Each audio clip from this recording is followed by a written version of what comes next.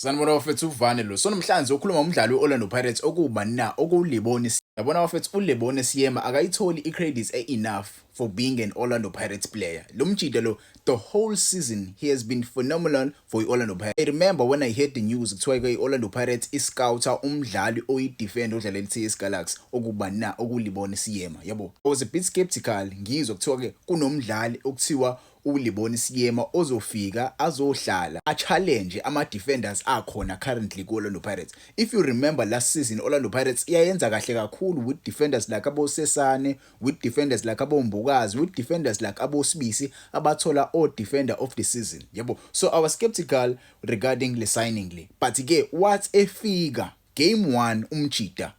What efika nje game 1 with uMbekezeli Mbukazi. Wadlala ngathi ke akaze kube khona izinkinga kwi-Orlando Pirates emuva. Wadlala ngathi ke umjida mfethu utsheliwe kuthiwa nje mungadlali kahle ngeke uphinde ulithole ijezi. Yabo. Till today angaze ngiyibona ipost ekhishwe i-Orlando Pirates im-announcer. Kodwa ke angizili ukuzokhuluma ngokudlala kwakhe la kaNswimpu. Yabo. Ngizokhuluma ngento engishokile.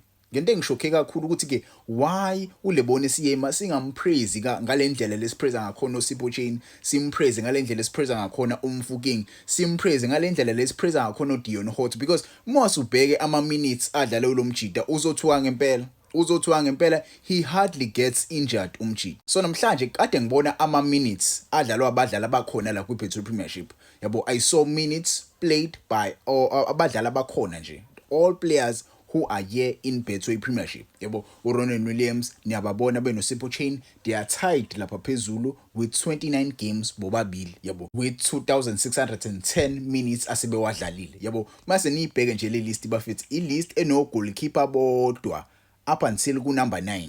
Kukhona goalkeeper bodwa la up until number 9. Lapha ku number up until number 8 njalo. Lapha ku number 9 kukhona bani? uSiyema utied with uHanamu benomfana futhi Mkhize ngama minutes adlaliwe kwiBetway Premiership so far. Ulandela goalkeeper. That tells you umjida bafethu ukuthi he hardly misses any game iOrlando Pirates enayo. Yabo, if I remember quite honestly, I think umdlalo awumisa umjida lo mdlalo lo sesiwudlala against iDurban City sidlala le Moses Mabhida. Uwona mdlalo loyo umjida wawushweba season yonke. Yona game ayishweba mhlambe nginamanga, mhlamba khona amanye, but mengikhumbula kahle impela iyona game leyo engikhumbula kahle vividly ukuthi hayi umjida kadlalanga kuleya game. Yebo, cause ngangile lapha ngababona behlili lapha ku VIP. Yebo, ehleli beno dancing. That is why I remember ukuthi umjida kadlalanga. Yebo, umjida kumele simpraise, uyadlala abafethu uLebone Siyema. But ke is he good enough to represent iBafana? Asas. Mina ngokwami, I think he's ready to wear that Bafana jersey. Maybe not now. Maybe mase sibuya ku World Cup, mase siyodlala ama competition anjengo AFCON.